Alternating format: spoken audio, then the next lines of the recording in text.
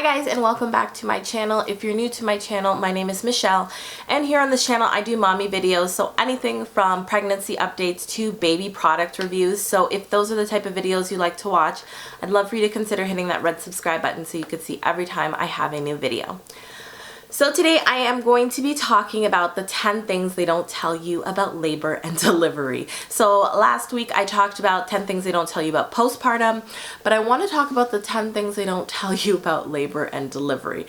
There's a lot of pieces that we do hear about, but there are a few things that are definitely surprising, a few things that when I had my daughter I didn't think were going to happen or I didn't know were possible to happen. So I just want to let you guys know so that you guys are informed and you know what may possibly happen. Number one is that you get the shakes. There is something about when your contractions get very strong. I didn't have this with my daughter and I had an epidural with her, so I feel like this is something that is more so when you are having an absolutely natural labor.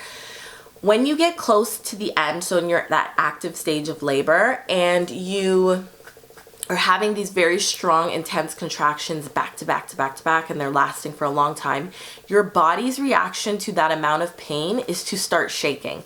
So some people may still have this experience before they get their epidural. It just depends on, how bad your contractions are, your pain tolerance and things like that, but your body starts to shake. Like I was shaking uncontrollably with my son.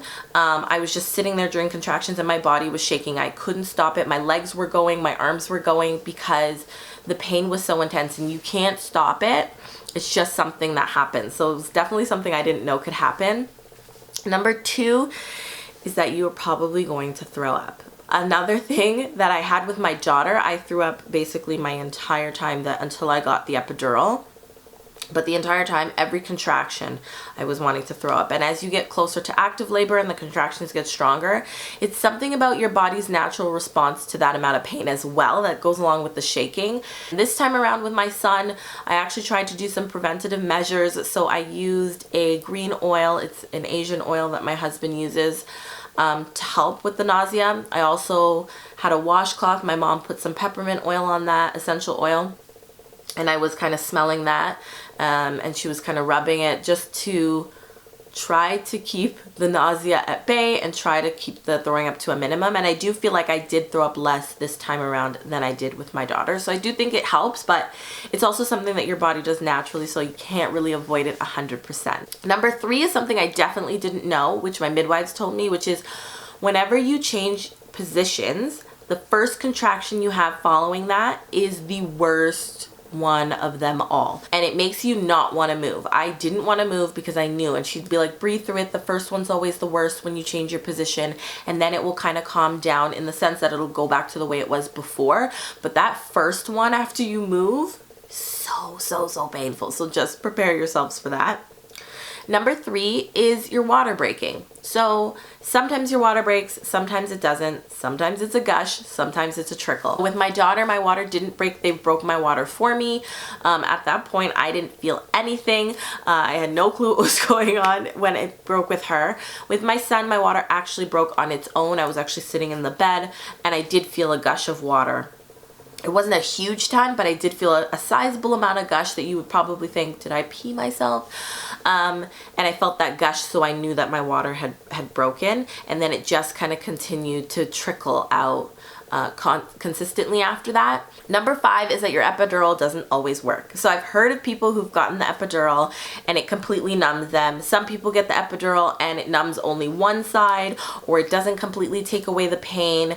I had my epidural and then I had an issue with my machine, so I wasn't getting the epidural and I was just getting the Pitocin, and so they had to come back in. The anesthesiologist came back in and had to tap me again.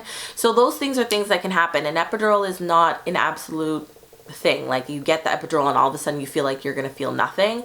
That is not always the case. Number six is that your contractions are worse than pushing. So when you get to that active stage of labor, those contractions are the worst pain that I've ever experienced in my entire life. I'm being completely honest with you guys, not sugarcoating. With my daughter, the first few, I could handle probably until I got to about 6 centimeters with my son. I feel like 5 with my daughter, I wasn't in that much pain, but I ended up getting the epidural because I wasn't progressing. So I feel like anywhere up until like 5 or 6 centimeters, it's good. And then after that, the pain is a lot to handle. So contractions are the worst. Once I was in the having contractions and I felt that need that I needed to push, and I went to lie down, and my midwife checked me, and she said, when you have the contractions and you feel that need to push, push. I feel like that was not painful at all. Him coming out wasn't painful. Like the contractions or the pressure you're feeling at that moment is not painful because you just feel like you're so close to the finish line. I'm sure it's some physical aspects and some of it is mental that you just know you're almost there, so you just push through. But I find that the contractions of bringing your baby down are way more painful than having to push. Number 7 is the afterbirth, so the placenta. So you have to birth your placenta. It has to come out. It can be different for a lot of people. I think once you have your baby on your chest, your baby's nursing, you're holding your baby, you're so excited, you don't even notice that you've pushed out the placenta.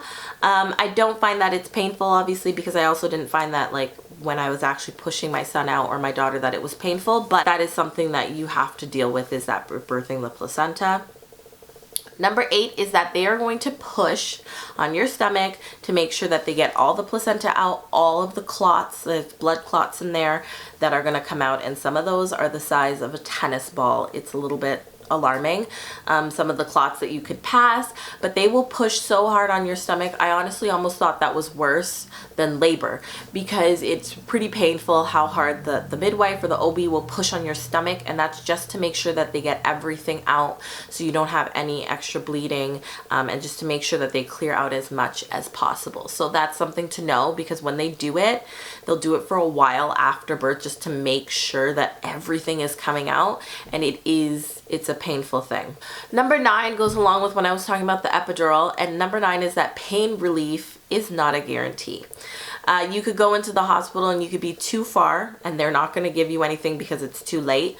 Your epidural could not work. You could try to use like the gas, and that could just take the edge off and not really help. It's just absolutely not a guarantee. So you kind of have to go into it hoping you're gonna get that, but at the same time prepare yourself mentally for possibly not having it or it not working. 10 is that everything is gonna be fuzzy afterwards. I find there's something about going through birth that, like, in the few weeks you start to just forget your whole labor story. Like, I have to write things down, or I'm asking Hwang, or even things that were happening in that moment, you're just not catching all of it. And it's so interesting when you talk to different people, they tell you what was going on from their perspective, and they maybe caught things that you didn't.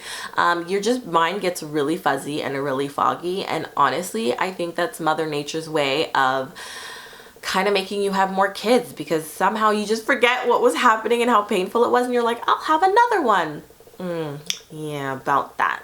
I will give you a bonus of what things they don't tell you, and that is every single person is different, and your labor and delivery is going to be unique to you. It's not going to be exactly the way it was with your other children. It's not going to be exactly the same as your friends, your mom, your sister, whatever.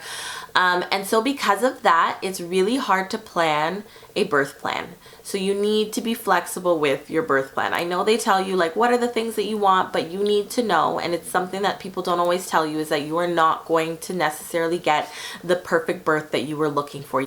Labor and delivery is such a unique experience that nobody can 100% predict when it's going to happen, and how it's going to happen. So you just kind of have to go into it with an open mind, an open heart, and know that at the end of the day, all you're really looking for is having your happy, healthy baby in your arms at the end of it all.